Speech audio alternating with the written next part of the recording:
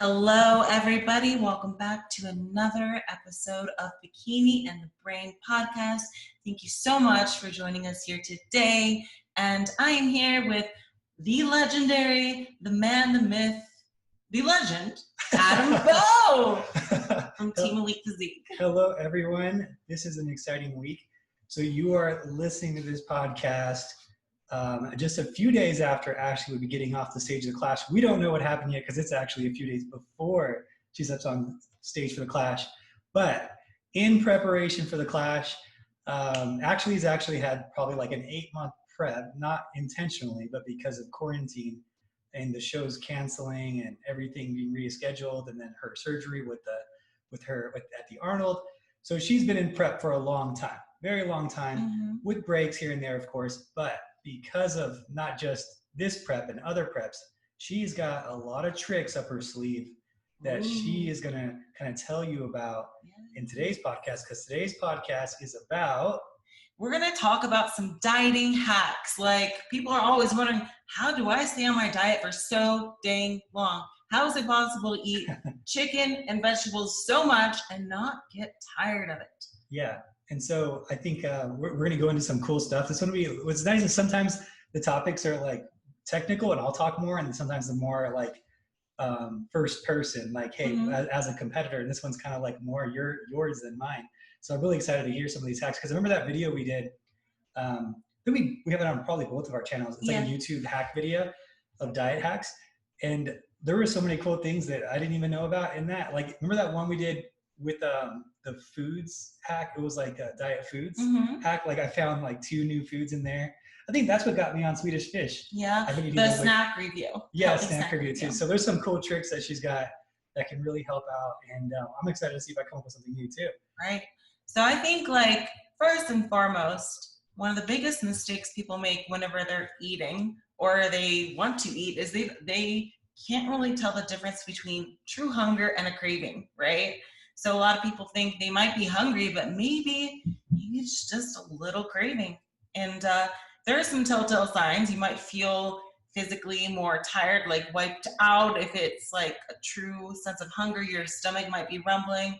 Whereas a craving might be something that you're just desiring. Maybe you're in some sort of a mood, like something throughout the day triggered your mood to where you want to eat some foods that maybe you shouldn't.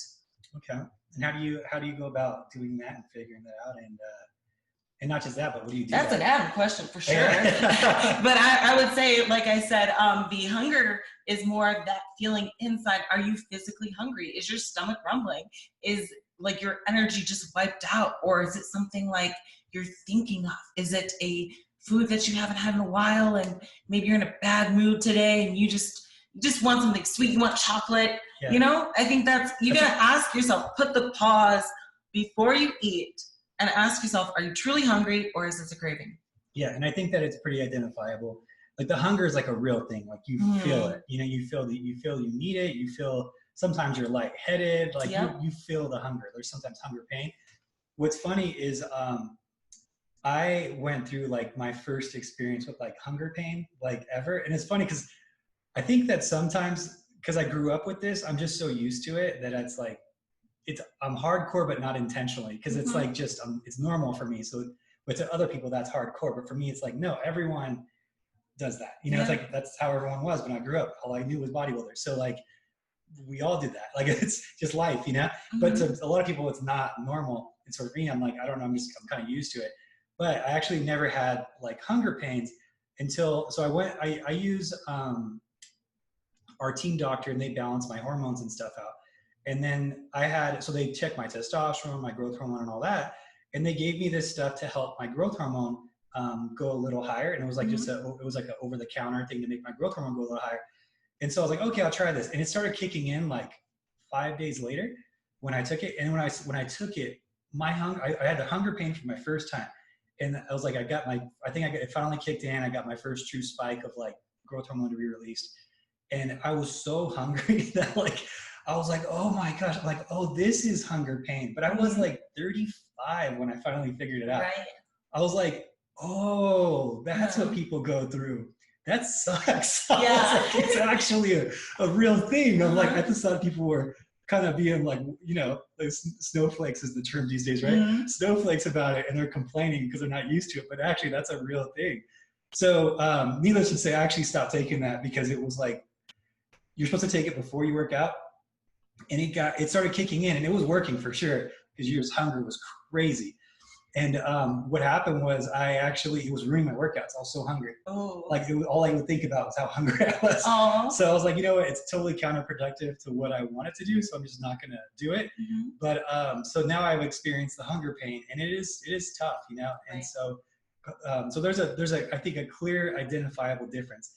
Do I want chocolate or do I want anything? You know, do I just need to something eat? To fill up? Yeah. Yeah. And that would be kind of the difference between the two, because there's a pretty significant difference, you know? Absolutely. So I would say, so once you figure out whether it's hunger or a craving, you can better accommodate to fix this problem, right?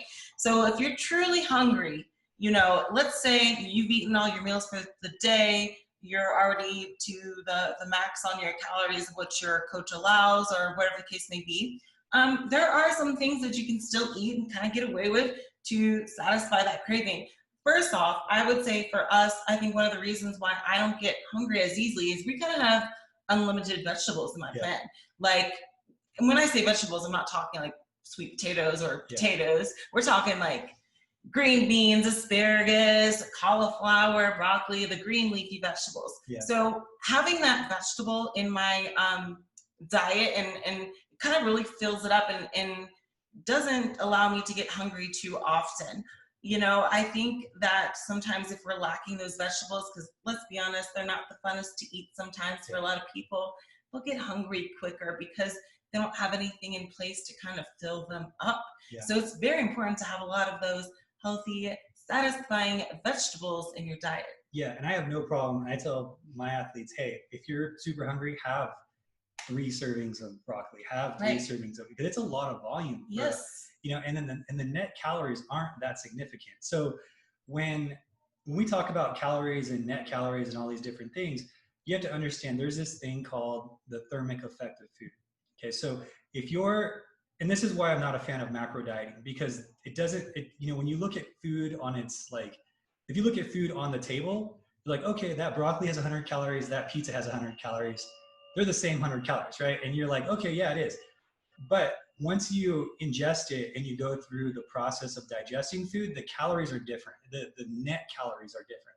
Because broccoli, 100 calories, you're going to absorb, because it's so fibrous and so dense, your body is going to have to use a lot of calories to digest that food. So if you took in 100, I'm just going to throw out a number here. I don't have it on the top of my head, but I think if I remember correctly, it's around, like, out of 100 calories of broccoli, only 40 of those are available because of the fiber, because the digestion process of it is so difficult, because your body has to work to take it down, to break it down. But 100 calories of something that's really easily digested, like, let's say a soda or, you know, an ice cream, it's very simple for the body to digest that. It's not like it has to break down fiber. It's really easy. It's already semi-processed. So yeah, you're going to get 95 of those 100 calories. So there's a difference of, like, net calorie consumption versus calorie consumption. And so that's why I'm not a huge fan of macro dieting, because we're so data driven that I want to have, like, similar data, you know, every week. And if you have 2,000 calories from broccoli and 2,000 calories from, you know, from processed foods, the net calories and how it's affecting you is going to be different. On paper, yes, it's 2,000 calories. I get that. In the body, after it's digested, net calories totally different because of the thermic effect of food. So that being said, because the, you know, vegetables have such a low net calorie, you can go pretty ham with those. You know, if you're really hungry and you're just dying, and if you're one of my athletes listening to this, double up, triple up on your veggies for a day. It's not going to hurt you that bad. You know, we're talking, even if you ate a ton of broccoli like that day because you were just starving, we're probably going to get a net like 100, 150 total more calories throughout the day. It's not going to be that bad. You know, you're not going to pay for it like you paid for eating a cake or something. Right. It's much better you give into the broccoli than the cake, right? Yeah. And it's like, you know what? You're just dealing with the hunger issue that day. It's totally fine. Yeah, it's tomorrow will be better. Yeah. and you're probably gonna make you super regular for the next day or two anyway. So you get a benefit out of it. Every once in a while, I'll have those days where I'm like, oh my gosh, I'm so hungry. But that's only like a few times a month. But that's when I'll have those extra vegetables. And another thing that I found is really helpful as well is like to keep in the fridge is like a bag of shredded cabbage or shredded lettuce. And that way, like, I have my meals already put together, and then if I'm like, okay, I'm extra hungry today, I'll just add that in as a filler, and it really does the trick for me. And as far as like vegetables too, that's one of those things, they can get boring pretty fast, but if you know how to cook it and you know how to season it, you can make it taste different every time. You'd be surprised how different you can make chicken and broccoli taste. You can cook it in different ways. You can season it in different ways, use different condiments. Like, for example, if we're talking about chicken, you can grill it. You can put it in the slow cooker and shred it. You can put it in the air fryer. You can bake it. You can cube it. You can shred all of that, you know? And that's just the way you cook things. Think about ways you can season things and the condiments you can use.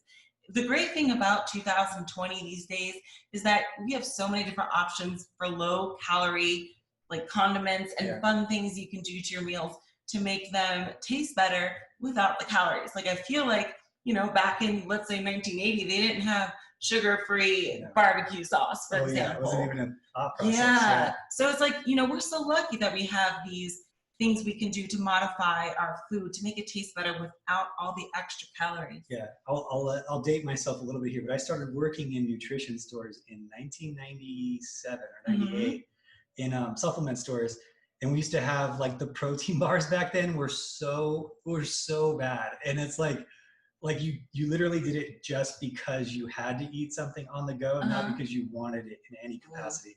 Like, they had the Metrics bars. The Metrics bars they make now are really good, but the ones back then, they were like, it was like a foil wrapper, and it was like, I don't know what they would do, but the foil wrapper was like always stuck to the bar. So you had to like peel around the bar because it was stuck, and it was always hard as a rock. No matter what you did, it was hard as a rock, but it was just like, you had to be so hardcore to eat protein bars back then. And then, Oh Yeah came out with their bar, and it like changed the world. Like, what? This is like a Snickers, and it really wasn't even that, like back then, it wasn't even that good. They make One bars now. That I could tell you kind of how they've gone. But but now we have One bars, Quest bars. I mean, there's so many different bars that are like actually like a dessert now too. I love protein bars, and I love protein cookies and all that. Oh, that's a weakness for me. That's like, you know what's kind of lame of me is like after shows, sometimes I just want like 2 protein bars. Like, forget Cheesecake Factory, just give me like 2 protein bars. Yummy. I'm the same way. I love it. Towards the end, we'll generally clean up the diet and like get rid of most things that aren't like 100% we can count on, you know, type of thing. And at the end, we'll get rid of even like protein bars and stuff. And I'll even get rid of like any artificial sweeteners, like when I'm doing a show too. So for about 10 days, I'll do it. All I want when I'm at like the expos and stuff at the show and the booth, all I want is like the taste of like amino acids or pre-workout, and I'll smell it. You'll see the guys like mixing the little shakers, and I'll like smell it in the air when I walk by their booth.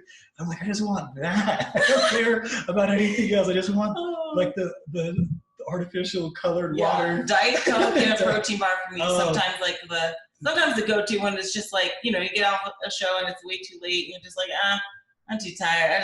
Just give me a protein bar. Diet Coke sometimes is a very good snack for me. But, you know, I think another great thing is like we have foods too that are very low calorie as well.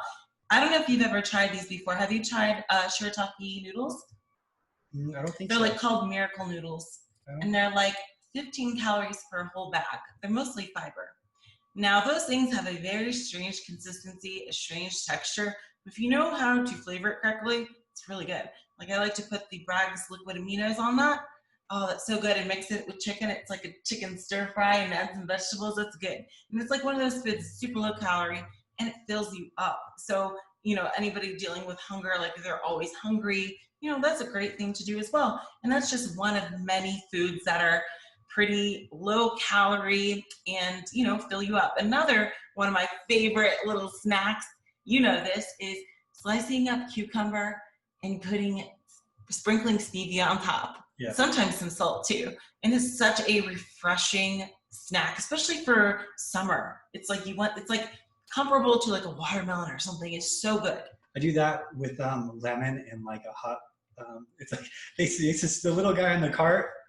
The little guy in the cart? Yeah, well, when I was a kid, okay, so in like kind of Hispanic neighborhoods, they have a little guy in a cart, and he goes around with like vegetables and fruit, and he cuts them up and puts like a chili powder. I know what you're talking about now. Yeah. Yeah, we used to go to that guy, and he'd do it for like $1 or $2, give you a big cup of those. And so like it's like nostalgic for me to have those cucumber, lemon, and like hot chili powder on it, and I can eat those like oh, it's so good. I love those. So another way for cucumber. And one of the things too that I think really helps me when I'm dieting to keep, because for me it's about volume, just food volume. So I'm a big vegetable guy when I'm dieting because it really fills me up with volume. But it's the cauliflower and rice. So if you guys have never eaten cauliflower and rice, yeah, and if you do that the right way, you can make that really good. And I think a lot of times, and when you hear me say I'm not a fan of macro dieting, it doesn't mean I think you should only eat chicken and broccoli. Like all of my menu plans have options within the menu plan. So it's never just chicken. It'll say chicken, turkey, lean ground beef, lean ground turkey, lean ground chicken, fish, egg whites, and even like whey protein. You can kind of exchange and mess around with any of the options. There's a bunch of fishes and stuff too. So it's like all those options, and then you have all your vegetable options, which is like 15 of them. And then there's like all of your carb options, which there's like 8 of them. So you can make meals and still be clean, but still have options. It's like, this is a sport like any other sport. And it's hard sometimes. It's not convenient sometimes. It's a sport. It's not supposed to be. It's not you. I think the problem is like people think, this is the issue, I think. People think health and fitness, and then they relate health and fitness to extreme fitness. And I'm like, no, extreme fitness becomes a sport, and it's different than health and fitness. There's 2 different ways of approaching it. There's the health and fitness route, which is, hey, be healthy, be fit, enjoy it, have as much flexibility in the diet as you can, and just try to lose some weight. And then there's, hey, I want to win Miss Olympia. Okay, well, that's a different process. That's going to be a lot more rigid, So I think that we have to look at that too. So when you're in the, hey, I want to win Miss Olympia, we're kind of talking about that today. How can you still eat clean and have a bunch of different options within it, and how can it still be fun and not make you go crazy? So when we're talking this, there's so many options in terms of like the spice thing. I think is severely underestimated by people. I think like so many people just do salt and pepper, and some people just do Mrs. Dash, which is crazy. Which Mrs. Dash tastes great, but there's no salt in it, right? So they're doing whatever they can. They just need that flavor. So one, I don't think anyone should ever reduce their salt intake. Just keep it normal and consistent throughout your diet. You're gonna be fine. And then one of the tricks that Ashley has that I have too is we go to spice stores, and it makes it so fun. Like that's a fun. It's an adventure. Just going there. Is it open yet? I don't know. Maybe I need to go soon. Oh, you know what? I asked them about 4 weeks ago if I could, and they said they only had like order ahead, bring it to the door. Oh, that's lame. I want to smell the spices. Yeah, you go in the spice store and you just like spend like an hour there, and you open lids and you smell the spice. You're like, oh, I want to try this with this today, and this with that tomorrow. That's the thing. And it becomes like a really fun thing. Actually cooks a lot when she's in prep, and cooks for Hugo, and actually like will make him food because it's fun for her to cook. Yeah, so, I love trying different things, like experiment on his food, especially since he can eat the food that I can't, which Hugo's my boyfriend, by the way, if you're confused. But it's not me. He's healthy, but he doesn't compete anymore. And it's fun to like play around with the food that he eats, because it's like I can like have fun. I love cooking. I love baking. I love meal prepping. I'm weird, I know, but I love it. Yeah. You know something, Adam? Like you brought up a good point. The people that like go really extreme with the spices or lack of spices. I even heard of preps where people aren't doing any spices, no condiments, nothing to make their food taste any different. And you'll find that like they'll be so dedicated, but that's not very sustainable, because at some point you're gonna get bored. Yeah. Do you know what I'm saying? Yeah. So I think like adding these little things, like even if it's a few more calories of like a sugar-free condiment or something, in the long run, like it's more sustainable. It's like, oh, I can do this. This tastes good. Like, or I found a new hot sauce. I think that is so much better than just making the most bland like food that you don't look forward to, because that is not sustainable. That might be something you could do for maybe 12 weeks for a prep, but are you going to be able to continue on, or is this going to make your prep life totally miserable? I think that's when people go over the top with it, and then that's when they have these really bad responses, like, because all they did was eat chicken and broccoli. That's literally all they ate. Miserable. Yeah, I wouldn't look forward to that. I look forward to my meals. I'm like, heck yeah, that's what I don't get. I mean, I do understand. I've done this for a very long time. So for me, I'm like, I feel better when I eat clean than when I eat junk food at this point.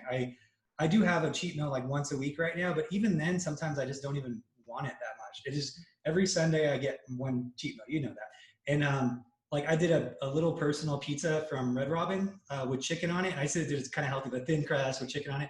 And I did it twice, 2 weekends in a row. And I was like, man, I don't feel great. Like after it, I just don't feel awesome. So now I'm just like doing like a burger, a gluten-free bun gluten burger, which is not really that big of a cheat. You know, and I just feel better. I don't know. For me, it's just like a feeling thing. Yeah, I'm the same way. But I've been eating clean for years. I like it. It's, you know, I don't feel like I'm missing out on anything. I don't either. You know, Trifecta sends me my food. So I do get food from Trifecta. So it's pretty much the same food all the time. Like it's always, I do bison burger, turkey burger, chicken, and salmon. And it's the same. It's cooked the same way. It's the same, but I just throw spices on it and it's different every time. I'll throw cauliflower rice in it. It's different vegetables. I'll air fry it, things like that. And it just makes it, you know, I'm not feeling like it's redundant for me personally, but I have a spice cabinet that's a whole cabinet, you know, and I have like 60, 40, 50 or 60 spices at least, something like that. So it's, you know, I just mix it around and it's just totally different and fun each time. So I think that's one of the big things that people really don't really kind of go too hardcore with it when it's unnecessary, you know, like chicken is the same as turkey breast, is the same as lean ground beef, is the same as, you know, fish. And like, there's just, you have so many options that are clean that there's no reason I think that it needs to be so bad, so like crazy. The chicken and broccoli, fish and asparagus only thing is just not necessary. Right. So how miserable. That's tough, you know, and I think I could see people getting pushed over the edge with that. But with all the options we have now, I don't see it being that bad. And you can have all these little things, like you could have the Swedish fish once in a while. You could have, you know, you can make these things where it's like once a week and you can calculate on your plan or whatever too. And that's no problem, you know. So the Swedish fish one, I really like. That we're going to get into the cravings part in a minute, because we are still on the hunger, which I have one more thing to add about the hunger. A lot of people get dehydration mixed up with hunger too, or the lack of hydration in your system, lack of water, is going to make you hungrier than you typically would be. I mean, it makes sense, right? If your food in your stomach is like very wet, I don't know. You know what I'm saying? If there's something in there to fill the food. I mean, it takes up volume. Yes, it takes up more volume so that the food can absorb that. But if you don't have that water in there, if you're not hydrated, you're going to get hungrier way quicker. Yeah, big time. That's a really underestimated thing. I think. So this is funny because I'm this way and Tori's this way too. Tori's like my main, like she's worked with me for like 6 years. Like worked with me more than any other coach. So but we both hate water. We're like, everyone's like, how do you guys hate water? I'm like, I just hate water. I don't know. I just hate the way it tastes by itself. So we use water flavoring, and like Mio water flavoring is a great option. Even throwing like a tea bag in your water jug. Like if you have a 1 gallon water jug, throwing like 2 tea bags in it, like cinnamon with some liquid stevia in the whole thing, you could really get your water. If you kind of don't look forward to the water, that's a great option. Throwing the liquid stevia, tea bags, Mio water flavoring. Sometimes I'll throw in iced tea Mio flavoring, and then also pure lemon juice. And then that makes it like what do they call that half lemonade? Arnold Palmer? Is it Arnold Palmer? Yeah. With stevia, and that's really good. And I can drink a ton of water when it's flavored, and there's nothing wrong with doing that really all the way through your prep. And then, you know, towards the end, there's that kind of debate if you should cut artificial sweeteners, if you shouldn't.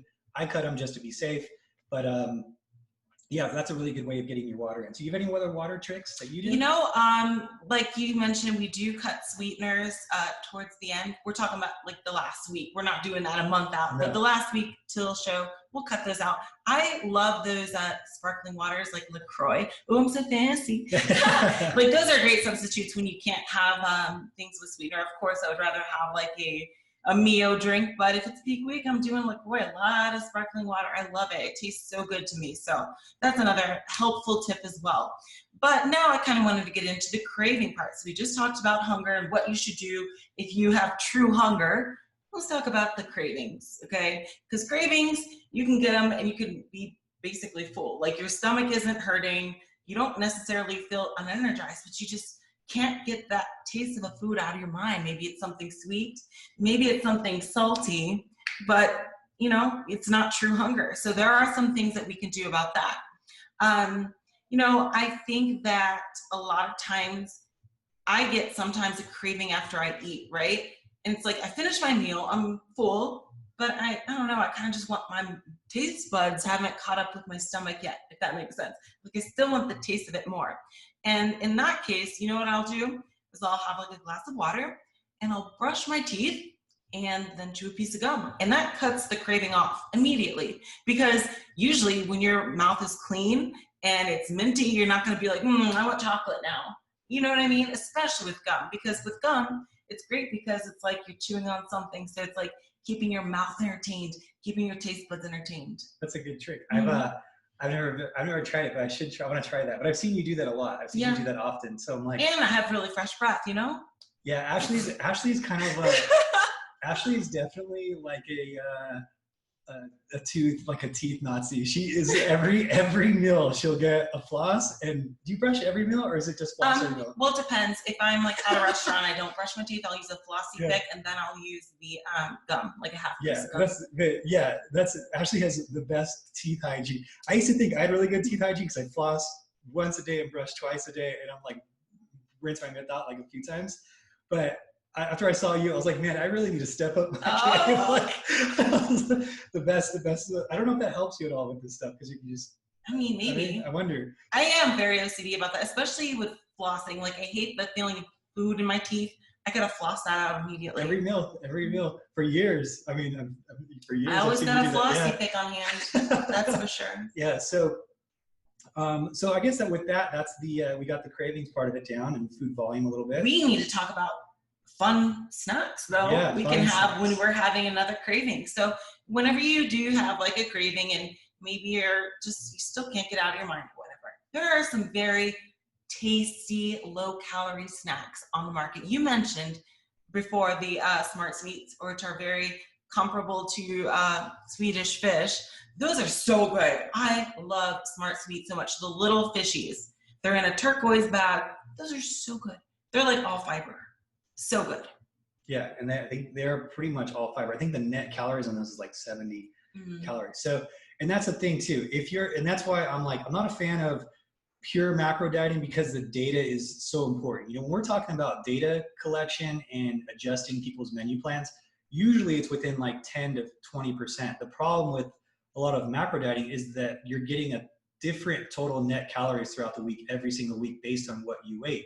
So the effect is going to be slightly different when we're talking about data at the end of the week, you know, and it's also the least accurate form of dieting in terms of reporting. That's been researched. So when you have, you know, a lot of processed foods, a lot of fast foods, whatever, the more that stuff is like processed, the more that stuff is like fast food, the less accurate it's going to be.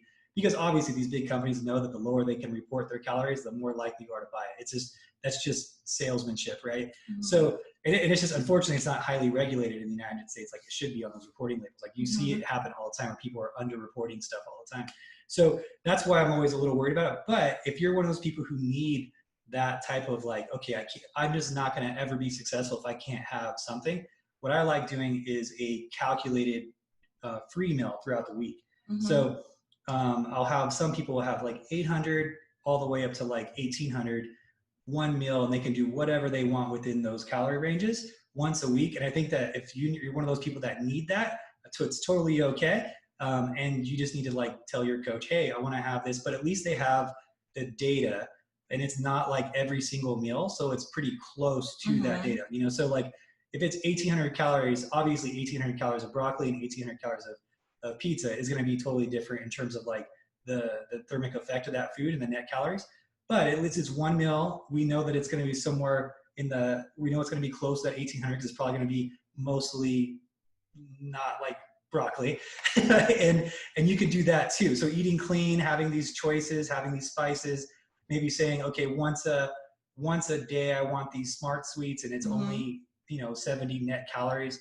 Like we can throw something like that on a plan. So there's still that option And then really you don't have to eliminate that till the end. So if you're someone who struggles with this, find something that's realistic that you can tell your coach, hey, I want to have Smart Sweets on my plan once a day. I'll get through any diet if I can just have that, right? That type of thing. Well, then, hey, then we got ourselves a diet that works. So they say the best diet is one you can adhere to, right? But you also have to match that up with your goals. You know, I also want to be a pro bikini competitor. Well, we're probably not going to be doing that pure macro dieting all the way through because very, very few people are able to accomplish that. So this way we can kind of find the best of both worlds. So find one of these snacks that maybe Ashley talks about, having something like that, you know, once a day, once every other day, whatever. And if you can make you get through the diet, then great. And you need to be realistic with yourself on your expectations and your freedoms for your expectations. So if you want to be as free as possible, but you also want to be the best in the world, well, there's no one in the best in the world in any sport that is as free as possible. It's just not possible. You know, like it just doesn't, it hasn't happened yet, at least. I won't say it's not possible, it just hasn't happened yet. So, you know, if you look at like these guys who are training for the top of anything, they are hardcore with their diet, they are hardcore with their training. They've been training like that since a fetus, like Ashley, and they just don't stop. So I want to just give that both sides of those things for you to kind of give you a real perspective of like, okay, what are my expectations realistic with my goals? Or are my expectations really just transformation client based right now and more health and fitness based than competition fitness based right now? You got to figure out, hey, what is it that I truly want?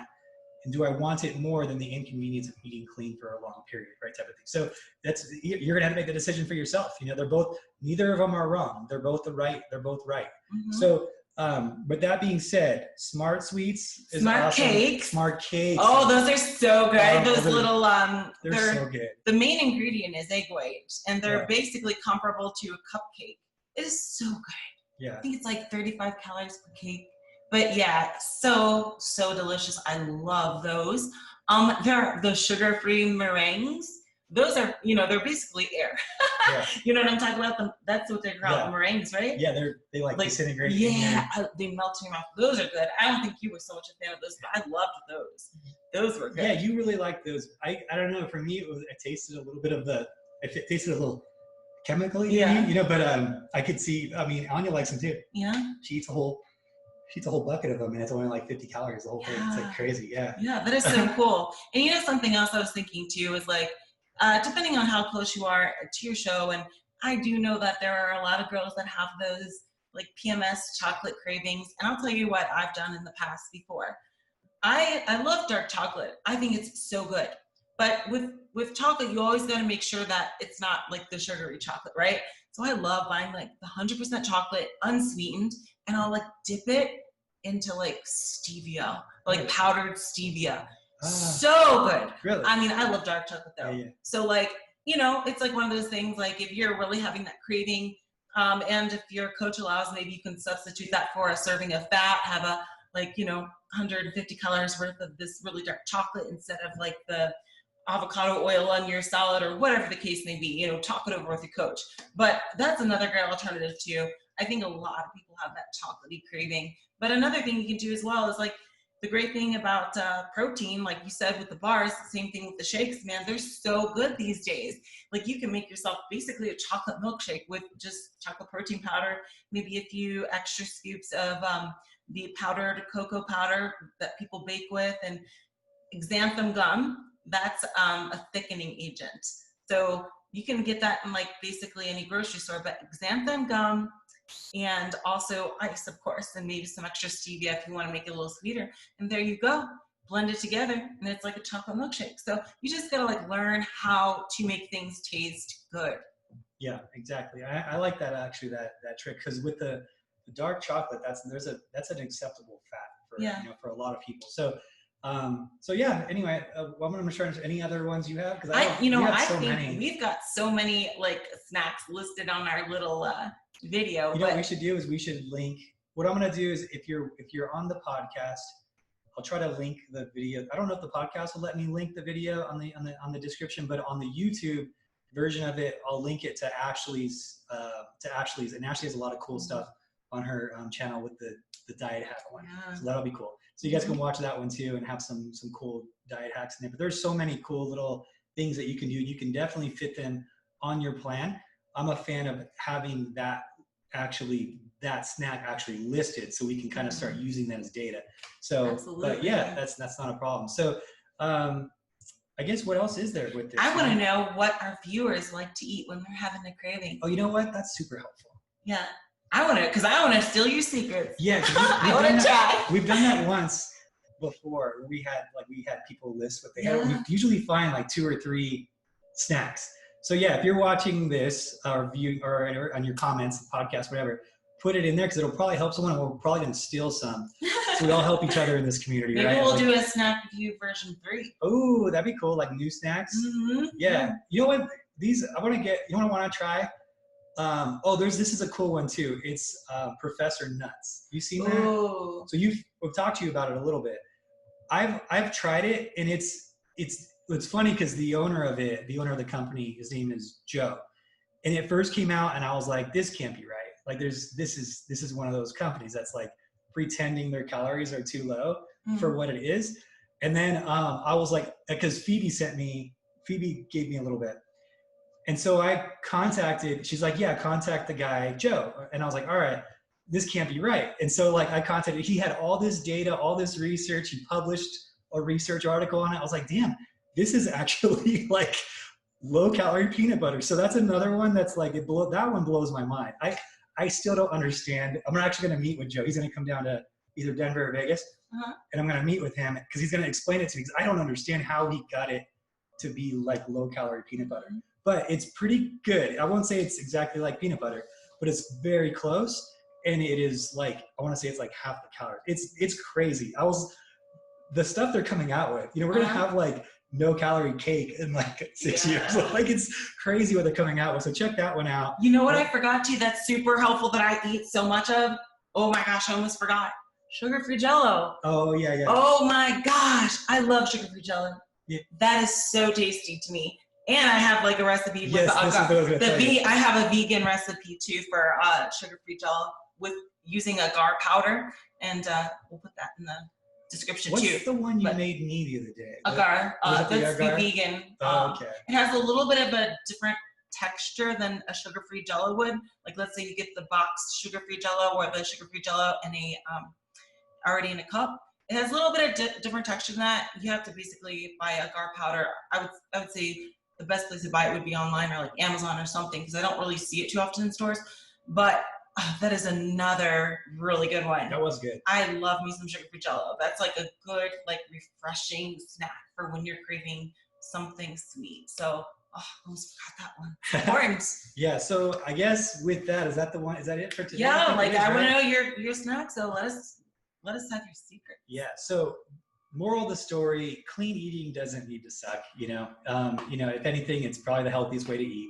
So there's a lot of ways to mix it up. You don't need to just eat chicken and broccoli. Even at the very highest level, you have options of tons of different meats. You don't have to eat just fish at the end. Ashley's never ate she's actually never ate fish, period. Never fish. Have you even eaten fish in your life ever? I mean, I've tried it. Okay. I think the last time I ate fish was like Fish Stick Tuesday in grade school, like second grade. And then I threw up. Oh, really? And after that, I gagged every Fish Stick Tuesday. Yeah. So obviously you don't need it. Ashley is looking crispy right now. Her waist is tiny, and she's eating chicken. So yeah, it doesn't need to suck. You just have to make it not suck. You really do have to like have fun with it. Go to the spice store, live it up with it. Talk to your friends, look at videos. There's so many different things you can do, even the ways of cooking it. So anyway, let us know your tricks so we can learn too. And with that, we will say goodbye. Thank you so much for watching and rating us 5 stars. Be thirsty for them stars. We'll talk to you next time. Bye. Bye.